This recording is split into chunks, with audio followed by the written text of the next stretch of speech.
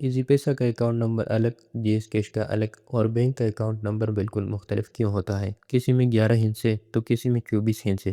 اگر آپ بھی ان نمبرز کے چکر میں الجھ جاتے ہیں تو یہ ویڈیو آپ کے لیے ہے۔ آج ہم پاکستان میں استعمال ہونے والے تمام اہم اکاؤنٹس اور ان کے اقسام اور ان کے ڈیجٹس کے بارے میں بات کریں گے۔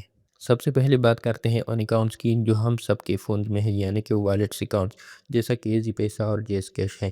ایزی پیسہ اور جی ایس کیش ان اکاؤنٹس کا نمبر دراصل آپ کا موبائل نمبر ہی ہوتا ہے۔ ڈیجٹس کی تعداد سے یہ 11 ڈیجٹس ہوتے ہیں، یعنی کہ 11 ہندسے ہوتے ہیں۔ اس میں کوئی مخصوص بینک کوڈ شروع میں نہیں ہوتا، بلکہ آپ کا نیٹ ورک کوڈ ہی آپ کی پہچان ہوتی ہے۔ اس کے بعد آتا ہے کنونشنل بینک اکاؤنٹس۔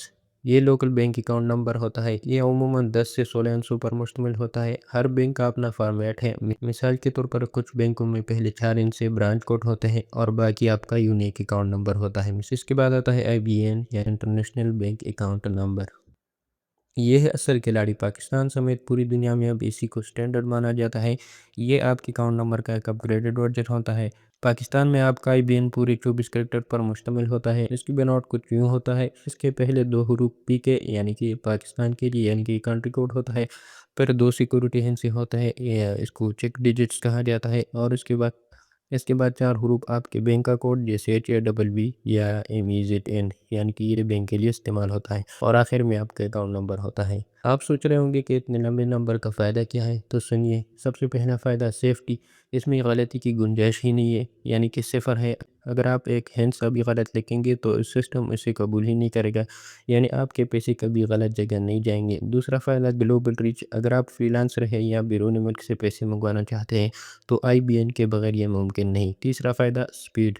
IBAN کے ذریعے سے ٹرانزیکشنز آٹومیٹڈ ہوتی ہیں، جس سے پیسے منٹوں میں ٹرانسفر ہو جاتے ہیں۔ تو اگلی بار جب بھی کوئی آپ سے اکاؤنٹ نمبر مانگے تو اپنی چیک بک یا موبائل ایپ سے اپنا IBAN نمبر نکال کر دے، نہ کہ صرف سادہ اکاؤنٹ نمبر۔ دوستو، ایزی پیسہ سے بینک میں پیسے بھیجنے ہو یا باہر سے رقم منگوانی ہو، ہمیشہ IBAN کا استعمال کریں۔ اس کا سب سے بڑا فائدہ یہ ہے کہ اگر آپ ایک ہندسہ بھی غلط لکھیں گے تو ٹرانزیکشنز پروسیس ہی نہیں ہوگی، یعنی آپ کے پیسے کبھی غلط اکاؤنٹ میں نہیں جائیں گے۔